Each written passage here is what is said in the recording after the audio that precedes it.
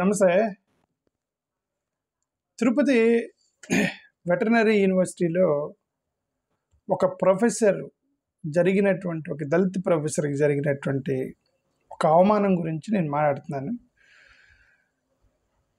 Tirupati veterinary యూనివర్సిటీలో ఒక దళిత professor తను యాజ్ ఇట్ ఈజ్ అంటే ఏదో లీవ్ మీద వెళ్ళాడట.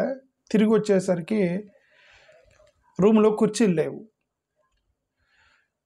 ఎందుకయ్యా కుర్చీలు ఏమైనాయి అంటే ప్రిన్సిపల్ తీసేయమన్నాడని వాళ్ళు చెప్పారు స్టాఫ్. ఇతను షాక్ తిన్నాడు. ఇదేంటంటే నేను వచ్చేసరికి కుర్చీలు లేకపోవటం ఏంటని.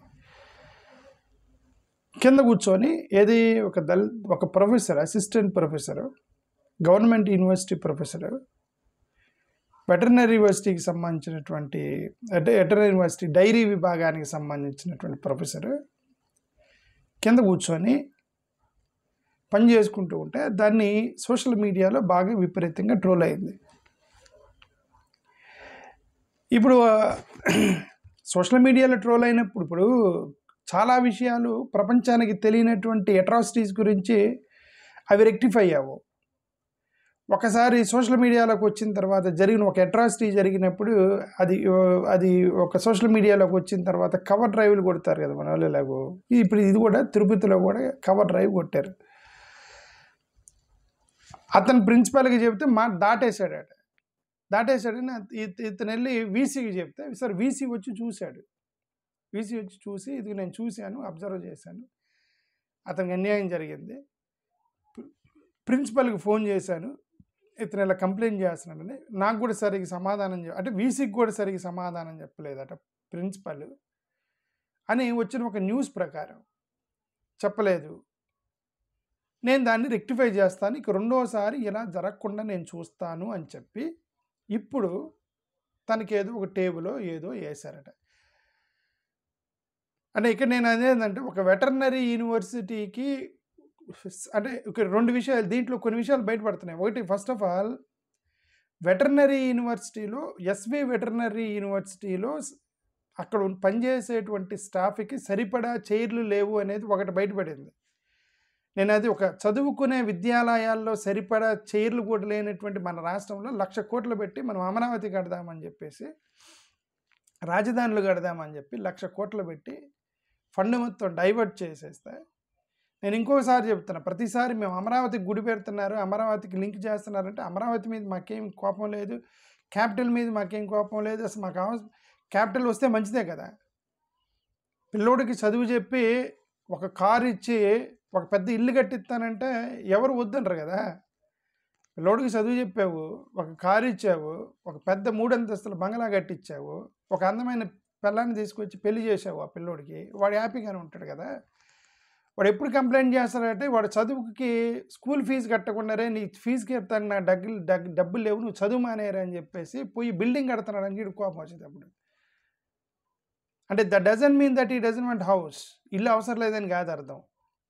ప్రయారిటీ, నా ఎడ్యుకేషన్ ప్రయారిటీయా లేదంటే నువ్వు నాన్నగారు ఇల్లు కట్టడం ప్రయారిటీ అనేది ప్రయారిటీ చదువుకునే పిల్లడు. ఇప్పుడు అలాగే మేము ఎడ్యుకేటెడ్ ఎకానమీకి మేమేం చెప్తామంటే, ఒక రూమ్లో చైర్లు ఎత్తుకెళ్ళారు. ఇప్పుడు గట్టిగా అడిగితే ఎందుకంటే చైర్లు ఎత్తుకెళ్ళారు అని అడిగితే యూనివర్సిటీలో వాళ్ళు ఏమంటారంటే, లేవండి సఫిషియెంట్గా లేవు, అందుకని వేరే ఫ్యాకల్టీకి ఆయన లీవ్లో ఉన్నాడు కాబట్టి మేము టెంపరీగా తీసుకెళ్ళి వేరే ఫ్యాకల్టీకి వేసాము అని అంటే అర్థం, ఒక ఫ్యాకల్టీ లీవ్లోకి వెళ్ళినప్పుడు అక్కడ చైర్లు తీసుకెళ్ళి ఇంకొక ఫ్యాకల్టీ కూర్చున్నారంటే షార్టేజ్ ఉన్నట్టే కదా.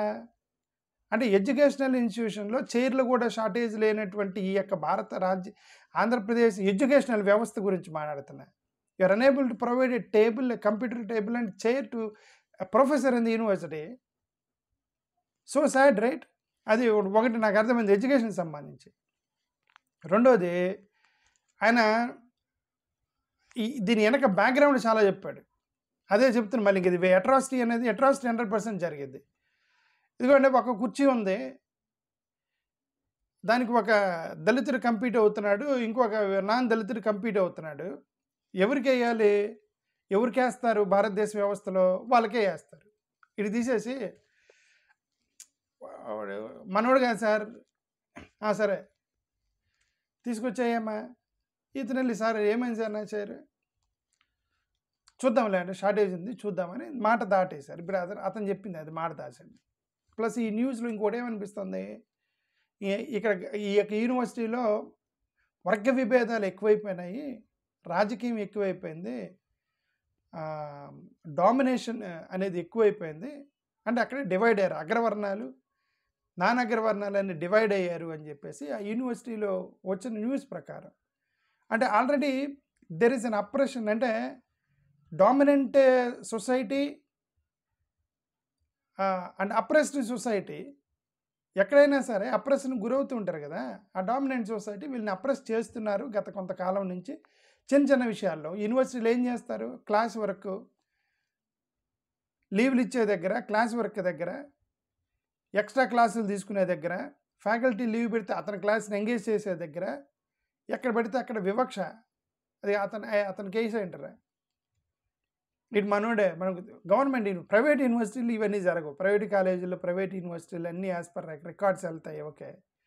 గవర్నమెంట్ యూనివర్సిటీలు ఏందో పర్మనెంట్ జాబులు వాళ్ళకి. పర్మనెంట్ జాబులు అయినప్పుడు వాళ్ళు రకరకాల గ్రూపులుగా తయారైపోయి పనిచేసేది ఎక్కువ.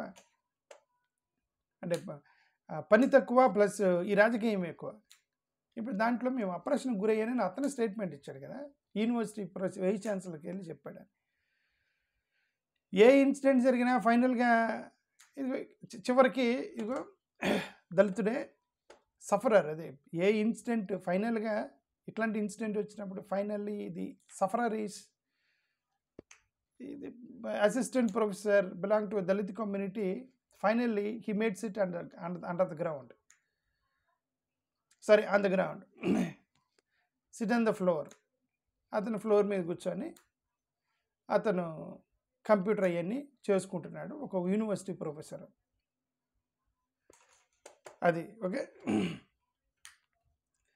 అదే నేను చెప్పినట్టుగా దీన్ని ఖండిస్తాము, అంతకే చేయగలిగింది తీవ్రంగా ఖండిస్తున్నాము. సరే వాళ్ళు ఏది మేము రెక్టిఫై చేసాము, వీసీ వచ్చాడు అది అంటే. నేను గవర్నమెంట్కి చెప్పేది ఏంటంటే దీని వెనక ప్రిన్సిపాల్కి ఏమన్నా ఇంటెన్షన్ ఏమైనా ఉందా అనేది మీరు ఇన్వెస్టిగేట్ చేయాలి. సింపుల్గా మేము రెక్టిఫై చేసాము ఇంకో రెండోసారి జరగకుండా చేస్తాం కాకుండా you need to form a community, I mean a SIT ఏదో ఒకటి వేసి ఆ ప్రిన్సిపల్ యొక్క ప్లానింగ్ ఏంటి, ఇంటర్నల్గా ప్రిన్సిపల్ ప్లాన్ ఏంటి, తనకి ఏమైనా ఇంటర్నల్గా ఏమన్నా కమ్యూనిటీకి సంబంధించినటువంటి రాజకీయం చేశాడా, అతను రాజకీయంలో భాగంగా ఇతను చేరెత్తుకు వెళ్ళిపోయాడా, రాజకీయంగా భాగంగానే ఇతన్ని కింద కూర్చోబెట్టాడా, ఈ చైర్ తీసుకెళ్ళి ఏ ఫ్యాకల్టీకి వేశారు, ఆ ఫ్యాకల్టీ ఎక్స్పీరియన్స్ అంతా, ఆ ఫ్యాకల్టీ ఎప్పుడు జాయిన్ అయ్యాడు, ఆ ఫ్యాకల్టీ ఏ కోలు వస్తాడు, ఆ ఫ్యాకల్టీకి ప్రిన్సిపల్కి ఉన్న సంబంధం ఏంటి, దాన్ని ఇన్వెస్టిగేట్ చేస్తే తప్ప ఇది అట్రాసిటీనా లేదంటే యాదృచ్ఛికంగా జరిగిందా అనేది అర్థమైపోయింది.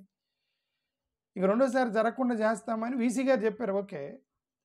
But if it is and mindset of the principal and attitude of the principal to favour a community, to show discrimination on the lower community, ఒకవేళ అది మైండ్ సెట్ అయితే ఇది ఇంకొకసారి బయటపడింది కదా అది. So I request the government ఈ should make a SIT on this.